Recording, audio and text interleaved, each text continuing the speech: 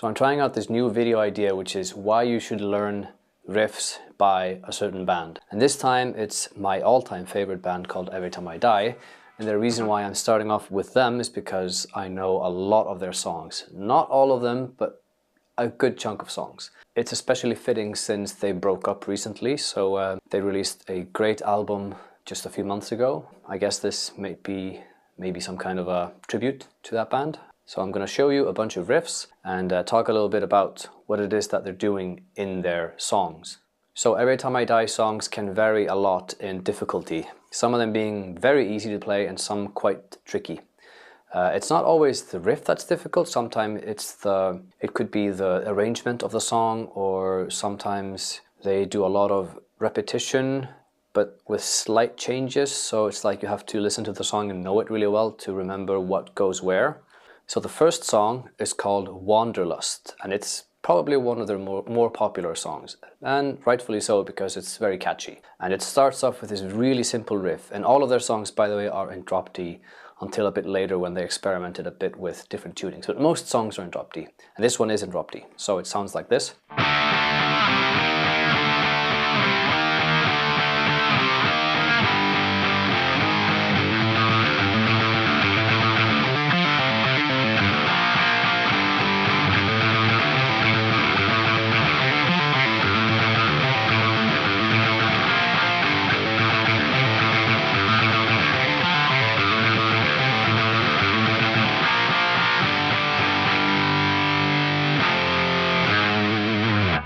And then it kind of repeats again, and there's different variations on this.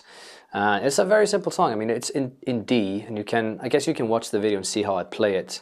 And there's tabs online as well. So it's a simple song, and they take this idea and they kind of do this thing for quite a while until they change it up a bit, because later on they'll go into this riff that sounds like this.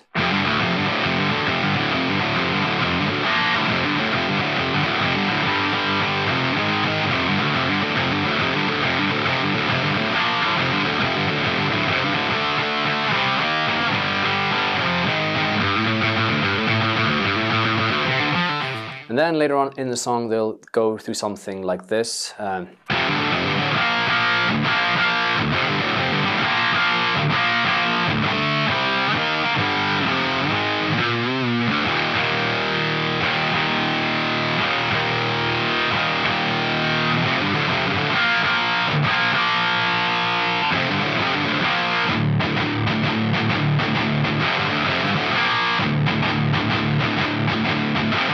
I've shown you most of the parts of the song, so if you learn these bits you can play along to the whole song pretty much with a few extra things here and there. This is a demonstration of how they make a really simple riff quite catchy and quite cool, because they use a lot of screaming but also a bunch of melodic vocals with, you know, hooks and stuff. So that's probably a good song to start off with if you want to check out the band. So the song Wanderlust.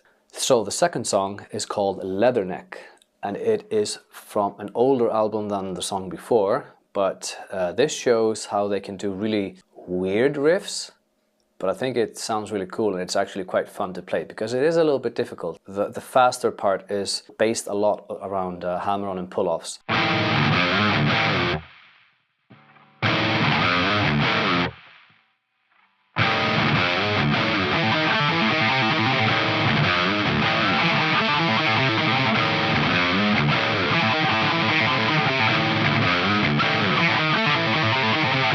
So that's like the main part. It sounds really weird just on its own. So if you listen to the song, catch the drums and stuff, you'll hear what they're doing. So they're doing this weird riff here.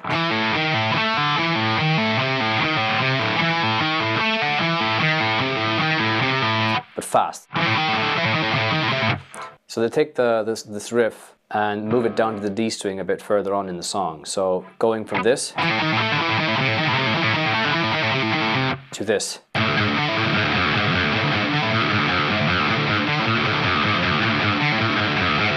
But then they bring in kind of like a catchy riff after this, which is...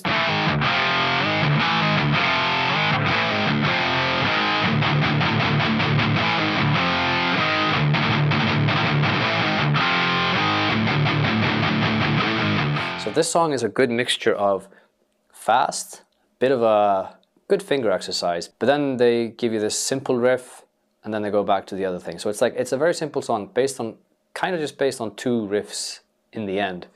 So this third song is called Revival Mode, and it's a bit newer than the other 2 that I played before. And it's a totally different sounding riff, because usually it's just like a simple, not simple, but just a heavy riff that is very rhythmic, while this one is a bit different. So I'll show you what it sounds like right now.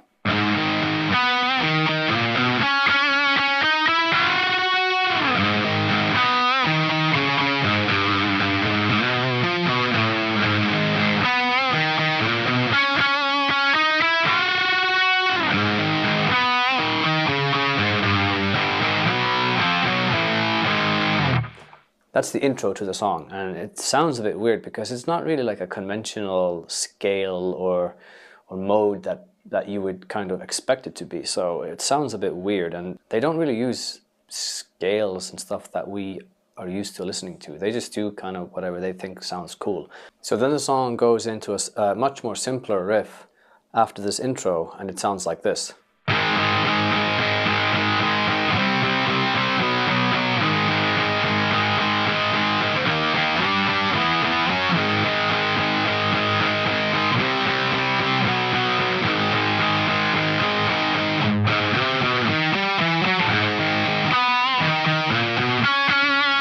And then back into the intro riff, which is kind of the chorus in the song.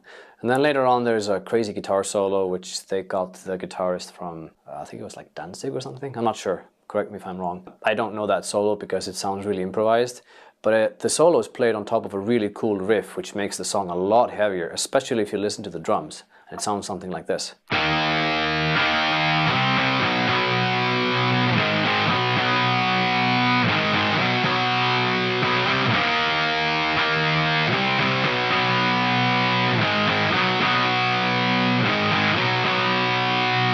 And then Every Time I Die do this thing quite often in their songs. They'll take a riff pattern and just move it down a few notes, but do the exact same riff, same pattern, exact same note interval and everything.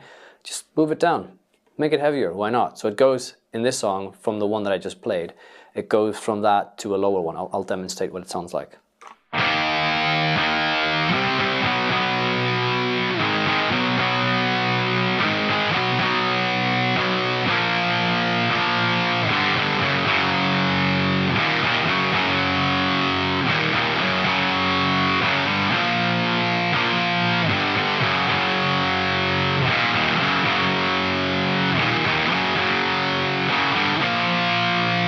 So I think that sounds really cool.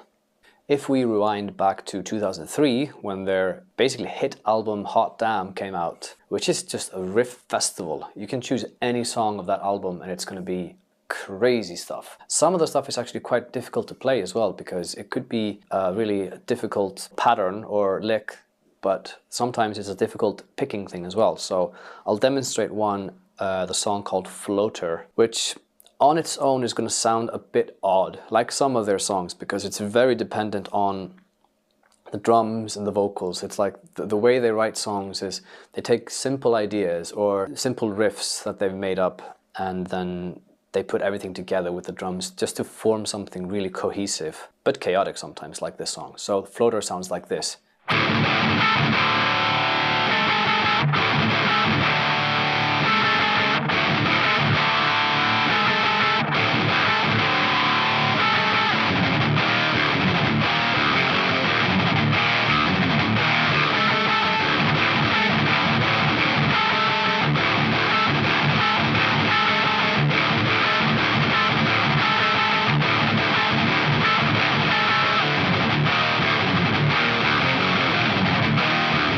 Something like that. It's easier to follow when you have drums or something. I usually play these songs and have the track playing quietly underneath. This one is actually really fun to play, and it's a good exercise for your wrists on your right hand, well, or left if you're left-handed. And there's another song that does a similar thing. It's called Ebolarama.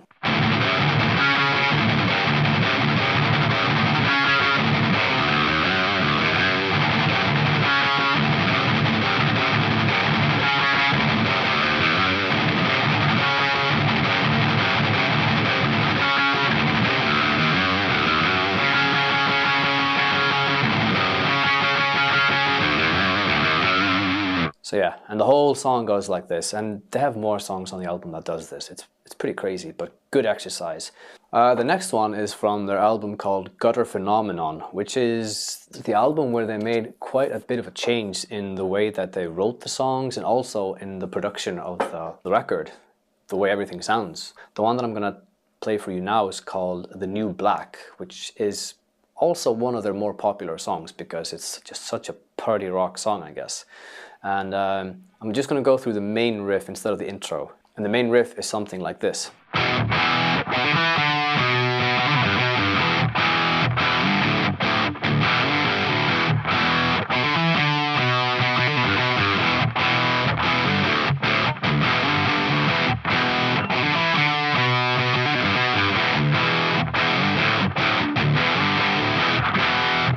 And then they add the same riff an octave higher, so.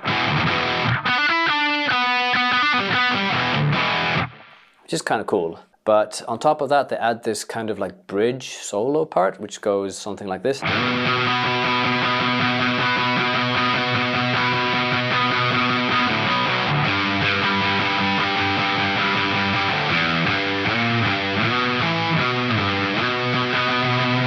And then repeated. It's kind of cool.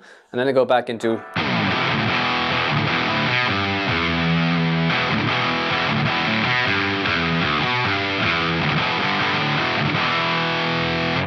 The next song is called Inrihab, and it is also one of their, I guess, more popular songs, and it's one that I do recommend listening to because it's very accessible for those who are not into the super heavy stuff that they do.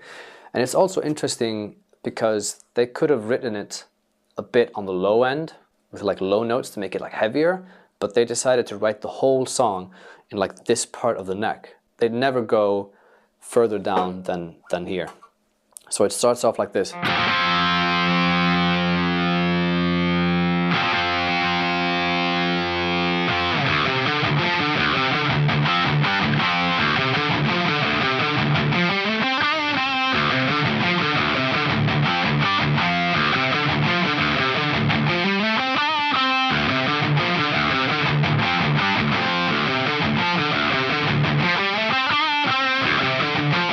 And after this, it goes into this other part, which is played up here on the neck instead of here. And I'll show you why. This is what the riff sounds like.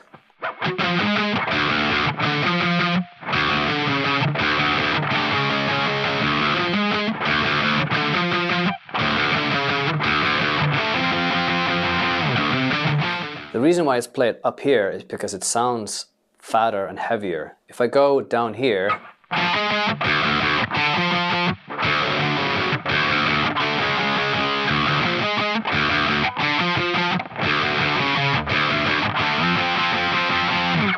it's also a bit more difficult to play cleanly because you have this D string here kind of like in the way. But up here, and I'll show you a quick demonstration why it sounds better. So if you go from here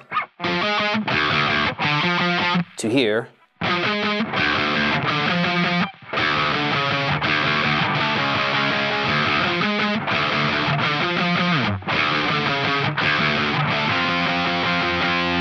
because then you get into the chorus, which is interesting because it's played up here as well. They could have played it down here.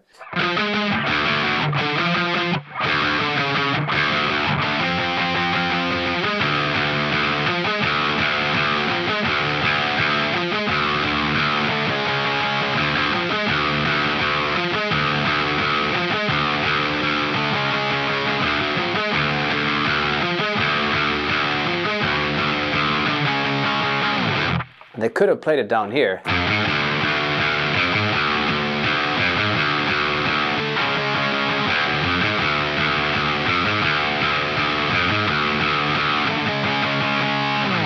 And I'm sure these guys did explore the option of playing it down there, but then they must have settled on keeping it up here because it just has a different sound to it. It makes it a little bit lighter. It doesn't make it as heavy. I think the bass plays it down here, so that kind of brings the riff lower and heavier while the guitar is still up here because the vocals make it really heavy in the drums. So they've kind of just found a way to make this high-pitched riff sound heavy. And they do this stuff all the time where they take a riff and play it up here.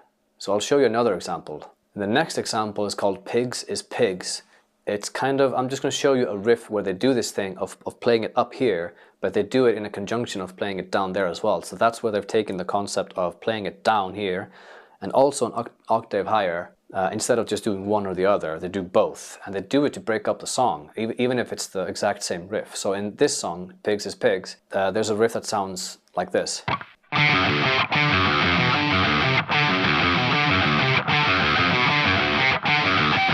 And then they go up to...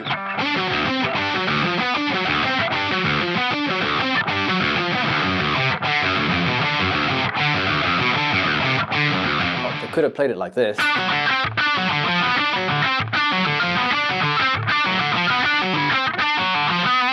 It just doesn't sound the same. It just sounds thinner and weaker. So up here,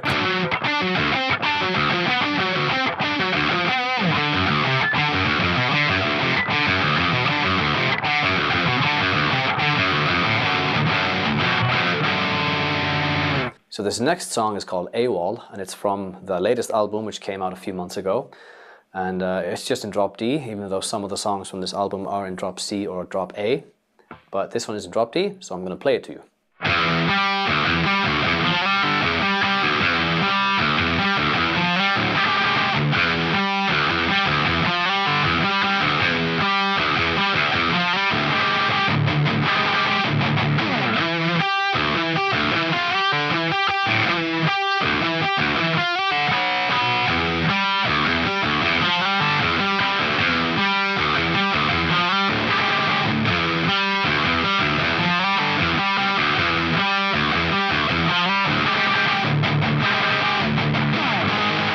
That is like the first part of the song, and it's just a fun riff to play. It's not that hard, but it's a little. It took me a while to kind of figure out the rhythm, or how the riff is played, so I didn't like lose track of the notes.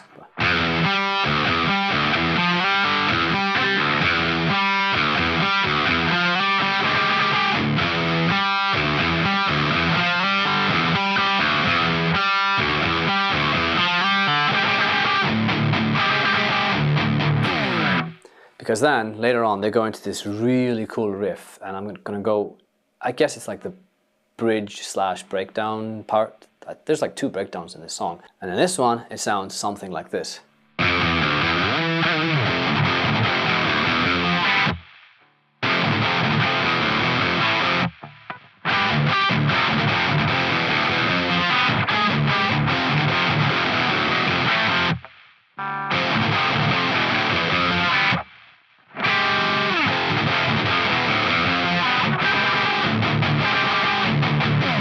And then in the end, they just go from this here.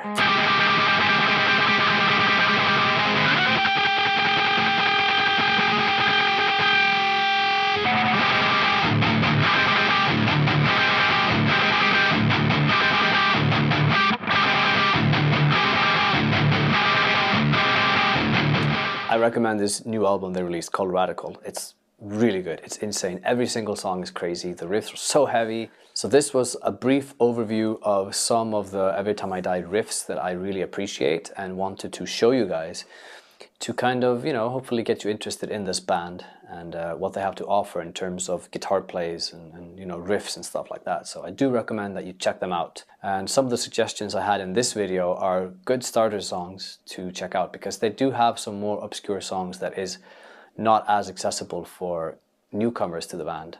For example, I did not mention a single song from an album called From Parts Unknown, which is their, I would say, their heaviest album, because it just sounds so raw and intense, and it's not easy to get into it, especially if you're not a fan. So maybe I'll cover that in a follow-up video. I could do like a part 2 if you guys, you know, appreciate, you know, this video where I'm showcasing you some cool riffs that I like. And maybe I might do some other bands as well and show you why you should practice their stuff. I hope you like this.